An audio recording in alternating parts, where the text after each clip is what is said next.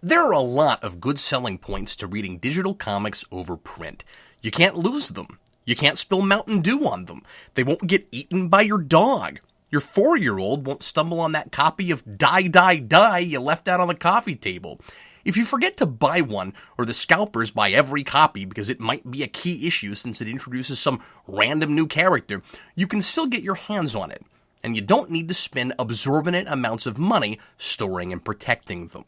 I've dabbled in digital comics here and there over the years, but I've always come back to print for 3 main reasons. A, I've always been a collector as much if not more than a reader. Okay, definitely more than a reader.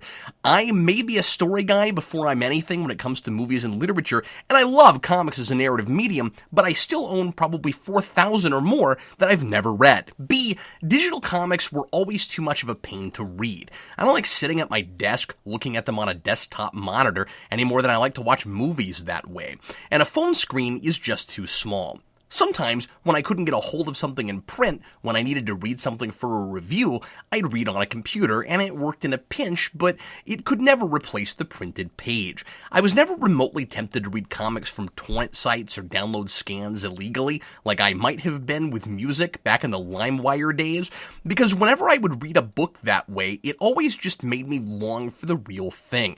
And if I loved what I was reading, I would end up buying it. I was looking at every page, every panel, every word, and yet it felt like looking at a picture of what I was reading rather than the actual book. Like if somebody handed me a Xerox of a Ninja Turtles or Batman trading card when I was a kid. Yeah, I'm looking at the exact same thing, I get to see it and enjoy the artwork, but it's not the same as having it. And C, they're often just too expensive. When new digital single issues are released on ComiXology on Wednesday, the same day the print books come out in comic shops, they cost the same as buying the real book. If you want the new issue of Bendis' Superman, it'll cost you $3.99, same as print, which I've always been grateful for because it keeps the comic shops open, and I like buying my physical books locally. I also like collecting singles. But if you prefer digital and you want to keep up with current, you have to pay full price and not own the physical book, which, let's face it, is a ripoff. There's just no way to make everybody happy here. Even if you like reading on a screen and you don't want the books taking up space and you like how easy it is to keep your comics organized and you don't want to risk creasing your pages or denting the spine, you're still paying full price for a thing you don't own. Even if you download it, unless you can store it on a hard drive, but I don't really trust that. It's like Dean from Krypton Comics said in my documentary, The Midwestern Panels. It's a rental. You rented it. I mean, I guess it's a permanent rental as long as that company never goes under or something doesn't happen to the servers, but it's still a scan of a thing that is offered physically that you paid full price for the right to be able to access. That's the difference between print media and audio-visual media. When you buy a physical movie or video game, you're getting the exact same product which you experience the exact same way as if you bought a download code.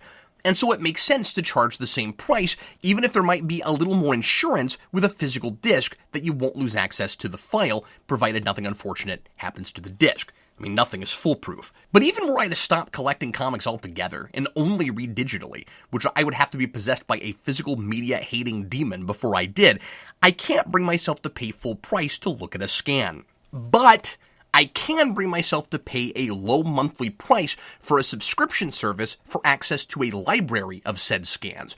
And as more of such services become available, I find myself reevaluating my relationship with digital comics, my pull list, and my approach to collecting comics. As digital comic subscriptions finally, and might I add quite suddenly, are becoming more competitive and becoming more like Netflix, some of those walls are starting to come down. A, if I can read from a library of books with a subscription fee rather than having to double pay to read digital and collect a print copy, I can read what I want to now and buy the singles when I find good deals or buy a big lot later on.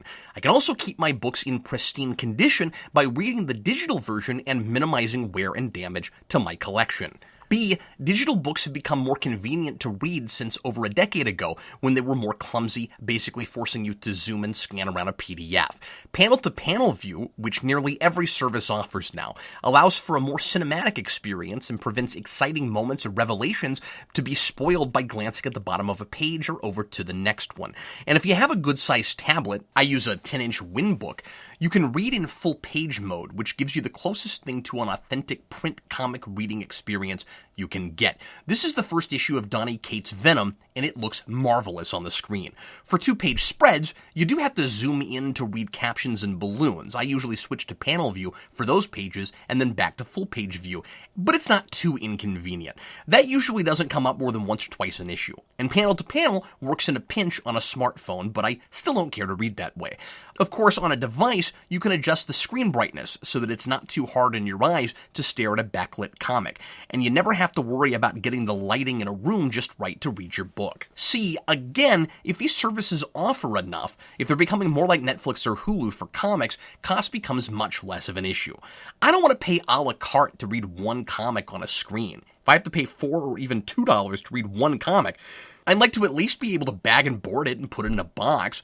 But if there's enough access to things I might want to try but don't need to collect, or that I'd love to sample before I decide if I want to spend the money on it, and in my unique situation, if there are things I might want to review but I don't care to collect, that's absolutely worth it to me. Finally, there is that access. And it's not just Marvel offering it anymore. So now I'm going to break down 4 digital comic subscriptions, what they offer, and demonstrate just how much comics access you can have between them. There is some redundancy, but each of them offer a lot of different things, and some of them in different ways. If you're considering reading more digital, or if you've used one of these services before, but you're not up on how they've changed, this information should help you, whether you want as comprehensive a library of comics at your fingertips as possible, or whether there's only one publisher, one character, or one type of comic that you're interested in. This information is liable to become out of date very quickly, so this is what it's like at the moment of this recording. First, let's look at Marvel Comics Unlimited. This is the first digital comic subscription I ever tried, way back in 2011 or 2012, and it was worth the $9.99 a month back then. Again, if you have a convenient way to look at the books on a screen, which I did not back then. But it's way more bang for your buck now, and the price has stayed the same. It's even cheaper if you pay for a full year, $69, which is almost half off the monthly price. It also offers a $99 a year subscription, which is still a discount from the auto-renewal subscription, but it doesn't give you access to extra comics or anything. Just a swag kit with a figure, a patch, a pin, and a couple exclusive variants, plus some discounts on merchandise. For a pretty reasonable price, either way you go. You can read as many comics as you want from a library of over 25,000 and counting. Unlike most of the other services I've looked into, Marvel seems to keep everything complete. It's not a sampler model. If a series is there, it's got every issue, without gaps. So you can read the entirety of Uncanny X-Men Volume 1 from Lee and Ditko to Claremont and beyond.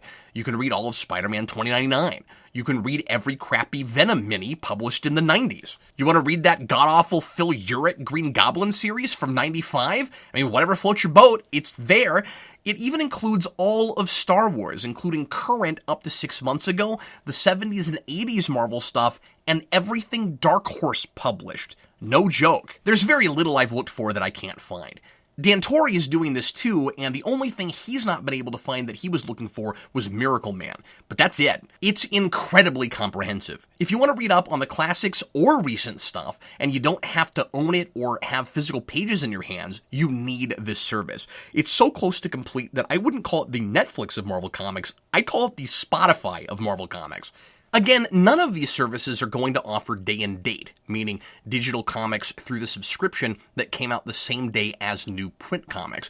But you can read new comics, and as far as I can tell, the service puts up everything just 6 months behind, meaning you only have to wait about as long as you would for trade. If you're already a trade reader and you're not keeping up week to week anyway, this is especially fantastic. For me personally, I still prefer to collect singles, but I've been behind for a long time and keep just buying comics at full price, stacking them up, and taking forever to get to them. I mean, I've got stuff that's like 3 years old that I haven't read yet, so this service suits me fine right now. Just read the new books when they're offered and buy the singles you want to collect later at a discount. You have to wait longer, but it is now affordable to read everything the company publishes, which has not been true for a long time. The comic reader is excellent. I haven't had any technical problems with it on device or desktop. And honestly, that is true with all of these, so I'm not going to review every reader. The interfaces with each are very similar, with very little variation. The web interface for searching is clunkier and harder to use than the app is. So if you have an Android Android phone or tablet, I would recommend using the app instead of the website. It's integrated with the rest of Marvel's website, so it's harder to look for exclusively stuff that is in Marvel Unlimited. It's all mixed in with the a la carte issues, and that's irritating. I should also mention that unlike when you buy a single digital issue, you don't have to download it with Marvel or DC's service. That used to be a pain for me in redeeming the digital codes for new comics. I didn't like that you had to take up storage space to read them or wait for them to download. I understand that if you technically want to own the thing that you bought individually, but it's really nice with this, especially when you're binge reading, that it doesn't force you to do that. The search function leaves a bit to be desired. If you're reading a story arc over multiple books, you have to do your own research to figure out what issue comes next in what series. It's not set up to play the next issue of an arc rather than in a series, like when a story goes between different books, like if it starts in Uncanny X-Men, and then it jumps to Spider-Man, and then it jumps to Daredevil. You'd have to already know that so that you could read the issues in the correct order. Now, there is the exception of a list of events that you can read in the right order. There are several of those, and a lot of the major stuff is here. If you're reading in the list, when you get to an issue, it does take you to the next one in the story, regardless of what series it's in.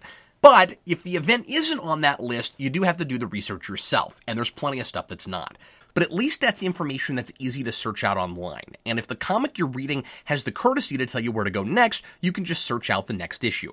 But it is still wonderfully convenient to have those issues at your fingertips rather than having to order them. And sometimes trades are bad about leaving out issues that really should be included. Most everything is here, so chances are a random annual or one-shot that ties into a story you're reading is in there. You just have to already know about it most of the time. Of the 4 I'm reviewing today, this is, at least at the moment, the best selection and the most generous for newer comics. But DC Universe is starting to give it a run for its money all of a sudden. And by all of a sudden, I mean just starting this month. Danny Nixon and I reviewed the launch of DC Universe, and while there were some things we were happy to be able to stream, we were overall unimpressed. We complained about selection, the glitchy interface, and how frequently movie and TV titles were being rotated out. But the service is getting more reliable, and more worth the $7.99 a month or $74.99 a year, now that it includes new original TV content, including Titans. Yeah, okay, maybe that's not really a selling point. Young Justice and Doom Patrol, with more to follow soon, including Swamp Thing and the Harley Quinn animated series. And it's completely overhauled its comics offerings. It's extremely cool that for a lower price even than Marvel Unlimited, which is just a comic service, DC decided to include digital comics with an equally reliable reader. But it has been that sampler platter that Marvel isn't. Originally, DC Universe only offered bits and pieces of series, the first arc of Grant Morrison's Doom Patrol, but only a few more issues of the run before he got on. Not all of it, and events like Death of Superman, but not all the issues of the series around it. But DC Universe, just this month, has stepped up its game as a competitor to Marvel Unlimited, and it's the last thing I would have expected from them. The service has been billed as primarily a video streaming service with comics as an added bonus, but suddenly that seems almost flipped. DC announced this month that the service will eventually include DC's entire digital library, meaning that any book they have digitized will be available on DC Universe, and many more are being digitized and added as we speak. And they're doing it fast. DC Universe promised all of Gold, Silver, and Bronze Age by the end of April. Thousands of new issues are being added daily right now. If you search for something today, it might show up tomorrow.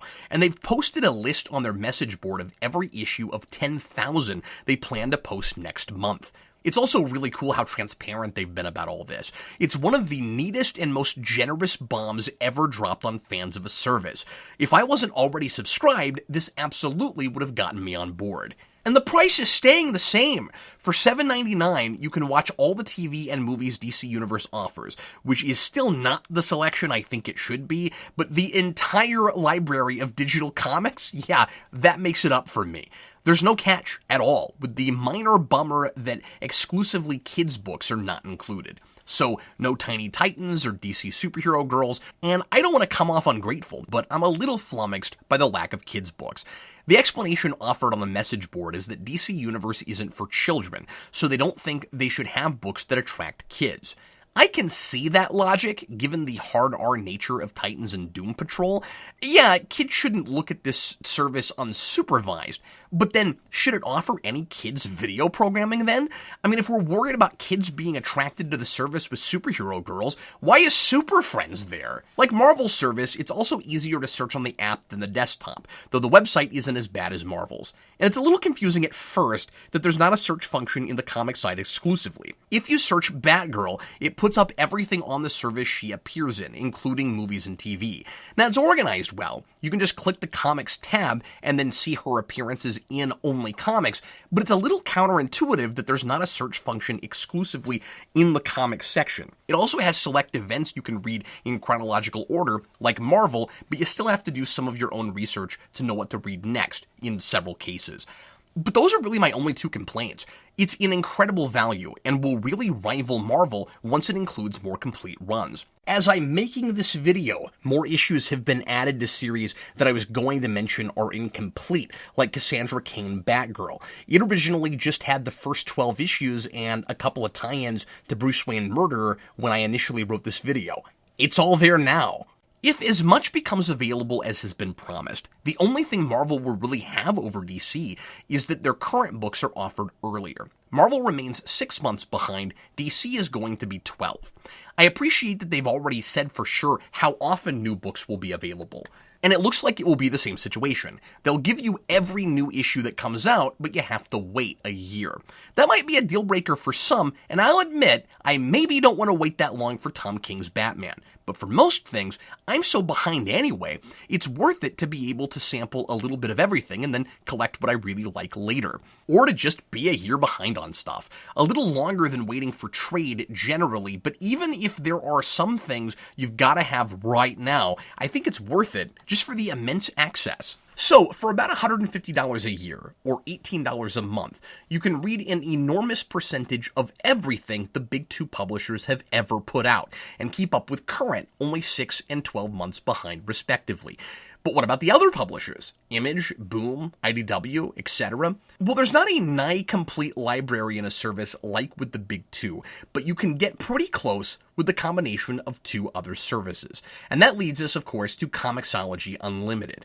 Ironically, this is the most limited of the 4 services, at least in selection. In both it and Marvel subscription titles, Unlimited refers to how many books they offer that you're allowed to read, not how much they offer. But it comes off as false advertising. I've heard people complain about that word. If it's called unlimited, why are there things that aren't here? No, it's just that you can read as many of what they have as you want to. Also, ironically, the one service that could almost get away with the word unlimited, in both contexts, is DC Universe, if it eventually offers as much as it's promised. And it's the one of the 3 that doesn't use that word. Little surprised none of these uses the word ultimate. ComiXology is the premier digital retailer, which offers individual comics at an a la carte price. That's the main website people use who want to read digital comics the same day print comics come out, though Marvel.com offers books that way as well. ComiXology has a subscription service like Marvel and DC's, though, that offers a library of comics you can read and also write on the page or in the app without downloading them, and as many as you want. It includes stuff from other companies like Power Rangers, Ninja Turtles, Saga, The Walking Dead, Hellboy, and even older, smaller company releases like Dark Horse's The Mask or Scott Pilgrim. Now, this one does take more of a sampler approach. A lot of Image titles, like Black Science, offer the first trade but nothing beyond it, hoping to hook you on the series so you'll buy the rest. That's not to say that they might not add more down the road, but there are several books like that. Just the first 4 issues, and then you have to buy the rest if you want to read it right away. It is less consistent than DC and Marvel on what it keeps current and how far behind it is. Some books are updated frequently, others again, you can't read past a few issues. But there is plenty to read, over 20,000 issues, and it's a great, cheaper alternative if you want to sample a lot of stuff you're not sure you want to buy, and from every company. There's a lot of DC and Marvel offerings here too. Not the extensive library of Marvel Unlimited or DC Universe, but still a pretty staggering amount. And at the moment anyway, it includes some DC titles DC Universe doesn't. Just like with Marvel on its desktop website, I wish there was a way to keyword search only ComiXology Unlimited books. You can browse through them, but if you do a search, it shows everything they offer, unlimited as well as a la carte. I suppose they're hoping you'll see books you can't live without reading, and they can occasionally nickel and dime you, even though you're paying for a subscription service so you don't have to buy separate books.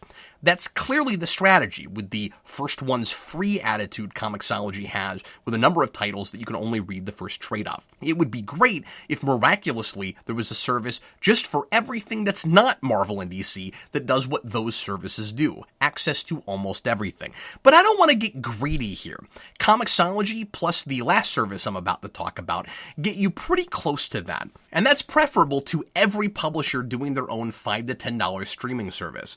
If Image, Boom, Dynamite, IDW, and Dark Horse all had their own services, you'd be paying the equivalent of a cable subscription for that kind of access every month. Although, side note, Dark Horse doesn't have enough of a library anymore to even have their own service, after Disney and Boom took a lot of their heavy hitters away from them. Poor Dark Horse. You still have Alien and Predator. For now. They may have to eventually change their name to Hellboy Comics. ComiXology is the budget solution if you don't want to pay between $20 or $30 a month to read comics. It's just $6, and it lets you explore a lot of non-superhero genres you don't get as much of course, if you stick with the big two, but also plenty of big two. So now we get to Hoopla, which is the one free service on this list, and its access is insane, but it's limited in another way. Hoopla is a service that's offered through local libraries, which allows you to borrow comics, but also ebooks, audiobooks, and movies and television digitally. You obtain a membership through a participating local library. You have to have a library card number in order to sign in. If you don't already have a library card, in most cases, you don't even have to physically go to the building to get one. You can apply for a number online and then use it to get a Hoopla account. That's what I did. Just check and see what libraries close to you participate. I'm going through the Kansas City Library of Missouri. It works like going to the library. You check out a title, and you have a certain amount of time, I think it's always 3 weeks, before you have to check it back in. But it will do it for you automatically if you haven't pressed the return button by the deadline. There are no late fees, because that would be ridiculous. It may seem odd that you have to borrow a digital item, but it's because that's how the companies that offer these resources to the library get paid. Because of the expense to libraries, most of them now limit the number of checkouts you have per month.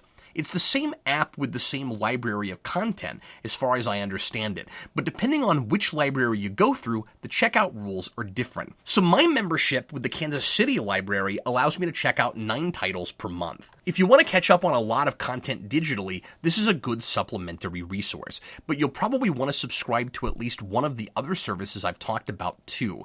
Now, if you want to just occasionally sample comics, or there are just a couple titles you've always wanted to read but you don't want to buy them, then by all means, check out a few titles per month and just have this service.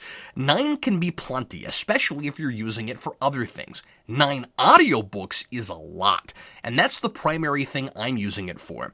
I've been listening to the new Mr. Rogers biography, The Good Neighbor, read by LeVar Burton, and it's wonderful to have a free alternative to Audible, considering all the other subscriptions I pay for per month now. For comics, you have to be pretty strategic about it. The problem with the 9-item limit is that it applies to any kind of item, no matter the length, and a lot of trades are offered, but so are a lot of single issues. It keeps nearly current with some books, which is awesome. So right now, the first 3 issues of Boom's Buffy series are available to read for free.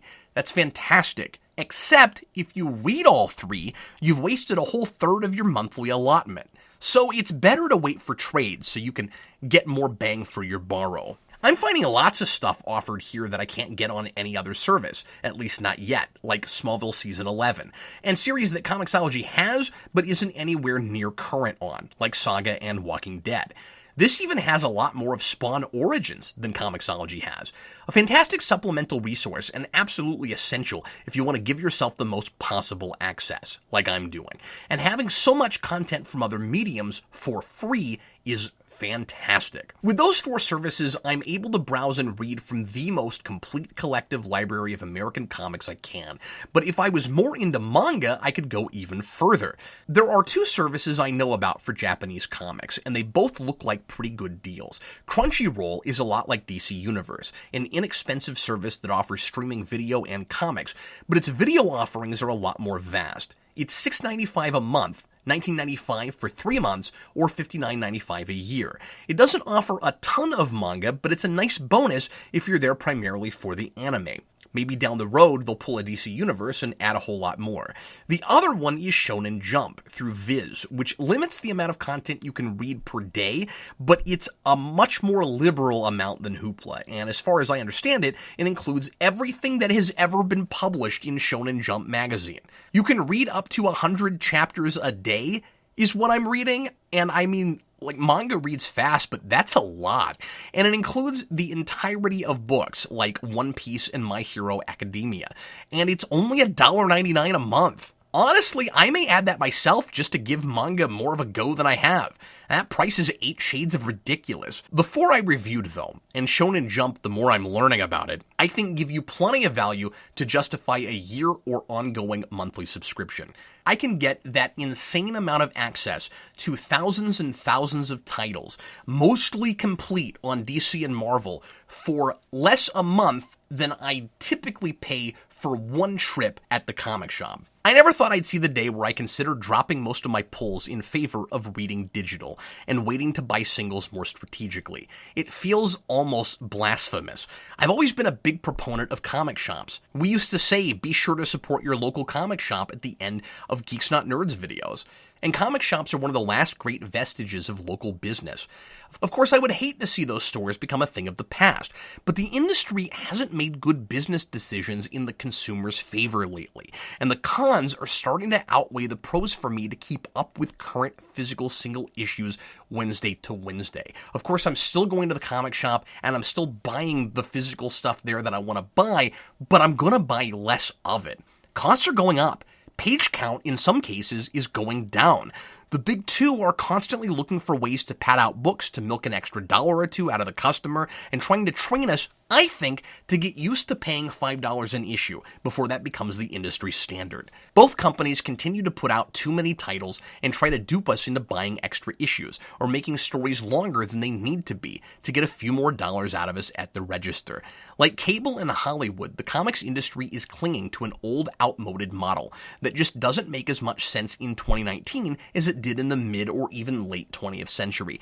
Comics were serialized and came out month to month because they were cheap and disposable. You'd read a chapter, throw it in a box, and grab the next one when it came out. But they're not cheap enough to keep up with as many titles as DC and Marvel really want us to, and people aren't primed for that kind of serialized entertainment anymore.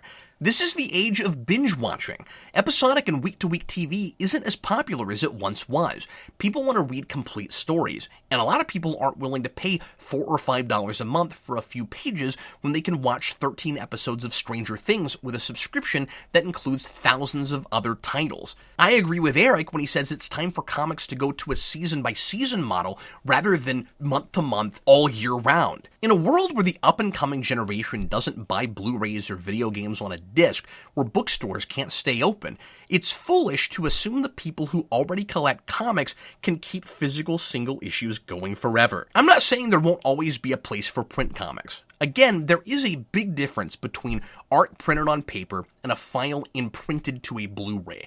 But I think the future is trades of single issues that come out digitally first and graphic novels. I'll continue to collect singles as long as I can because that's what I grew up with and I love them. But with more access that allows me to read nearly everything I want to without taking up more precious space in my house, I am finally ready to embrace the future, and I hope publishers start getting more wise about where their potential audience really is, rather than continuing to try to suck the aging diehards they have already dry. It's taking a lot longer than it did for books, and a lot of book publishers still haven't changed with the times themselves, but I think this bold move from DC is the start of a faster evolution for comics and the way people consume them. Change is hard, and I worry what this means for comic shops.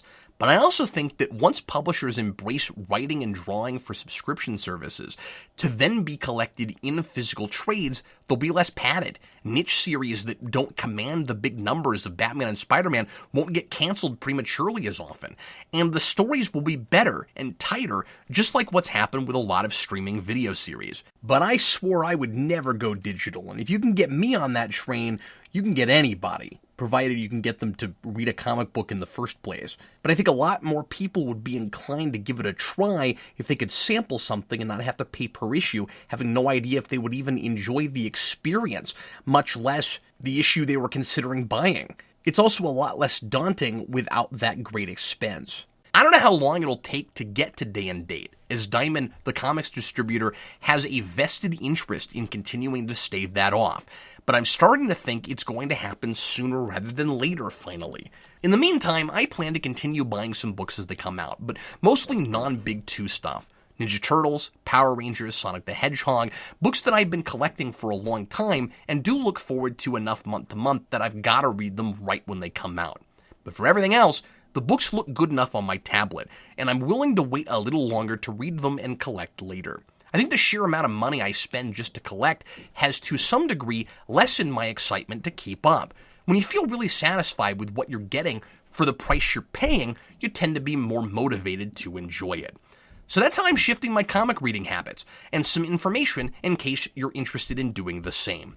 I hope you found this video helpful and informative, and I'll talk about this down the road if I discover more great streaming services and if there are major developments in the ones I talked about here. I'm Captain Logan, and happy reading.